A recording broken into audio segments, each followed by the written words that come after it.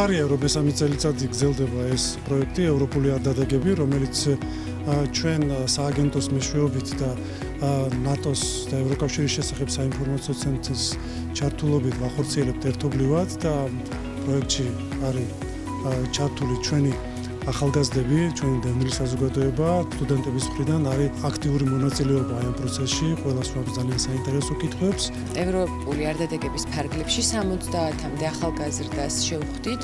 შეხვედრის ფარგლებში შევეცადეთ, რომ მაქსიმალურად მიგვეწოდებინა მათთვის გადამოწმებული ობიექტური ინფორმაცია საქართველოს ევროპული და ევროატლანტიკური ინტეგრაციის შესახებ, რადგან ჩვენი ცენტრისათვის, რომელიც არის საგარეო საქმეთა სამინისტროს ნატოს და ევროკავშირის შესახებ საინფორმაციო ცენტრი, განსაკუთრებით მნიშვნელოვანია ახალგაზრდებთან კომუნიკაცია იმისათვის, რომ ეს ადამიანები მაქსიმალურად იყვნენ ჩართულები როგორც ინტეგრაციის პროცესებში, ასევე ყველა მათ კითხვას გაეცეს ობიექტური და მომწურავი პასუხი. Თუნდაც საინტერესოა, თუნდაც ის თხრობა ევროკავშირის მნიშვნელობაზე, ჩვენს პერსპექტივაზე.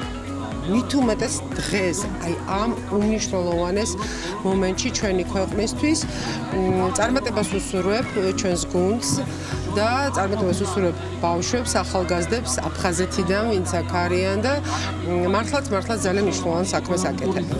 დღეს დაიწყო ევროპული არდადეგების შეხვედრების პირველი შეხვედრა, როგორც იცით, პროექტი უკვე მესამე ზაფხულია მიმდინარეობს. ამ პერიოდის განმავლობაში ჩვენ დაახლოებით 2000-მდე ახალგაზრდას შევხვდით და მოვუყევით მათ ჩვენს ევროპულ არჩევანზე, ქვეყნის ევროპულ კურსზე და იმ მნიშვნელობაზე, რომელიც უკავშირდება ამ საკითხს და ასევე დღევანდელი დღე განსაკუთრებულად მნიშვნელოვანია, რადგანაც ახლა რაღაც ისეთ ისტორიულ მომენტში ვართ და მნიშვნელოვანია, რომ ახალგაზრდები, განსაკუთრებით აფხაზეთიდან დევნილი ახალგაზრდები აქტიურად იყვნენ ჩართულები ამ პროცესში.